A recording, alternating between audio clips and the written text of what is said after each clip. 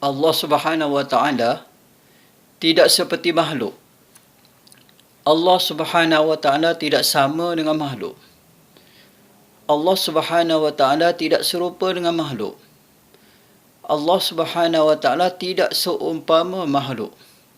Sama ada zatnya atau sifatnya atau perbuatannya.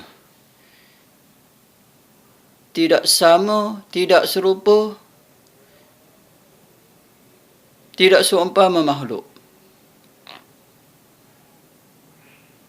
Allah Subhanahu wa taala tidak bertempat. Allah Subhanahu wa taala tidak di dalam tempat, tidak di dalam masa. Tidak berjihad, yakni tidak mempunyai arah. Atas, bawah, kiri, kanan, depan, belakang. Allah Subhanahu wa taala bukan jirim, bukan jisim, bukan pula aurat. Aurat ialah sifat makhluk. Allah Subhanahu wa taala tidak bersifat dengan sifat makhluk. Bukan pula jauhar. Allah Subhanahu wa taala tidak turun, tidak naik. Tidak datang, tidak pergi. Tidak di langit, tidak di bumi. Tidak di dalam alam, tidak di dalam alam, tidak di luar alam. Tidak bersentuh dengan makhluk, tidak bersatu dengan makhluk. Allah SWT tetap tidak sama dengan makhluk.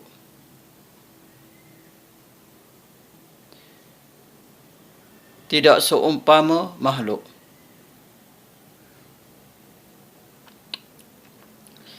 Allah Subhanahu wa taala tidak berjuzuk-juzuk, tidak beranggota tubuh.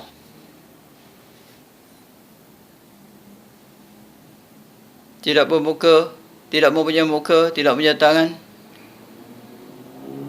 tidak ada mata, tidak ada telinga, tidak ada kaki, tidak ada jari tangan, tidak ada jari kaki. Tidak.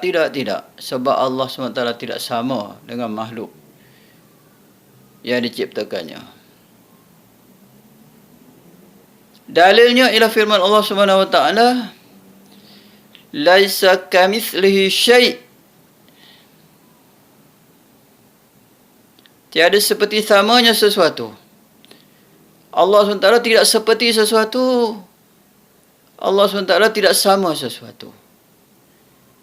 Firman Allah SWT, walam yakul lahu kufuwan ahad. Dan tiada baginya setara sesuatu. Dan tiada baginya sebanding sesuatu. Dan tiada baginya sama sesuatu. Dan tiada baginya serupa sesuatu. Dengan dua ayat yang telah dibaca tadi, kita telah mendapat tahu apa yang diberitahu oleh Allah SWT dalam ayat yang jelas dan terang maksudnya, iaitu ayat muhkamat, ayat yang terang dan jelas maksudnya,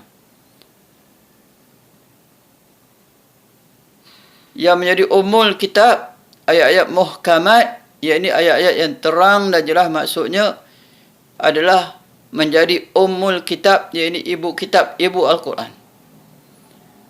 Dengan jelas dan terang Allah SWT memberitahu kepada kita bahawa Allah SWT tidak sama dengan tiap-tiap sesuatu. Allah SWT tidak sama dengan makhluk. Jadi dengan itu, sesiapa sahaja yang mengiktikadkan bahawa Allah SWT itu sama dengan makhluk, dia telah melakukan perbuatan syirik, iaitu menyekutukan Allah Subhanahu wa taala dengan makhluknya. Sesiapa saja yang beriktikad bahawa Allah SWT itu serupa dengan makhluk atau sama dengan makhluk atau seperti makhluk, atau bersifat dengan sifat makhluk, dia telah menyekutukan Allah SWT dengan makhluknya. Dia telah membuat perbuatan syirik, iaitu menyekutukan Allah SWT dengan makhluknya.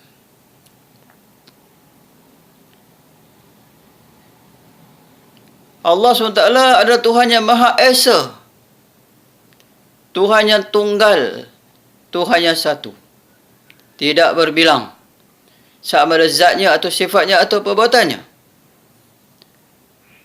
Tetap Allah SWT Esa, Maha Esa, Maha Tunggal, Maha Satu. Esa zatnya, esa sifatnya, esa perbuatannya. Tiada zat lain lagi daripada Allah, tiada zat lain yang menyamai zat Allah SWT. Tidak ada sifat lain yang menyamai sifat Allah SWT. Tidak ada perbuatan lain yang menyamai perbuatan Allah SWT. Tidak ada dua zat.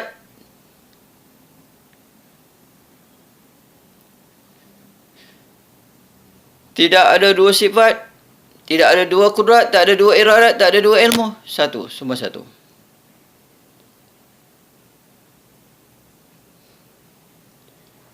Dan perbuatan Allah juga sah. Perbuatan Allah tidak sama dengan makhluk. Perbuatan Allah memberi bekas. Perbuatan makhluk tidak memberi bekas.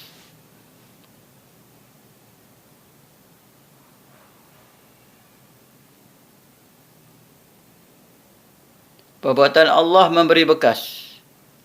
Perbuatan makhluk tidak memberi bekas. Hakikatnya makhluk itu tak ada perbuatan. Perbuatannya pun Allah SWT yang menciptakannya. Seperti mana firman Allah. Wallahu khalaqakum wa ma ta'malun. Dan Allah lah yang menciptakan kamu dan apa yang kamu perbuat. Allah menciptakan makhluk dan juga perbuatan makhluk.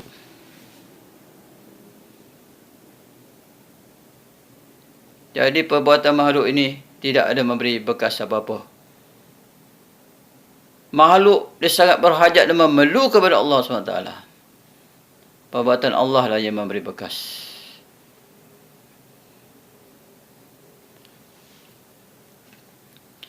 Inilah akidah yang perlu kita yakin dan tanamkan dalam hati kita.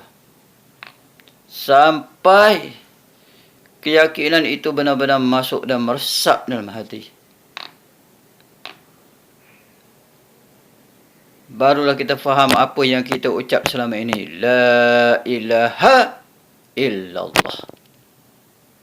Tiada Tuhan melainkan Allah. Ini adalah kalimah tauhid.